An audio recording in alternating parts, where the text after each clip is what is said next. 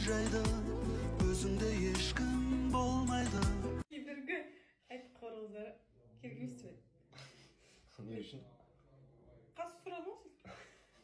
Ата бермей қойым. Қасы қорғыздарын атқазып өтін жағдай жоқ. Отыр, ештеңе бермей қойым ғой. Тамақ та бермей қойым, вообще ештеңе бермей қойым ғой. Бопты.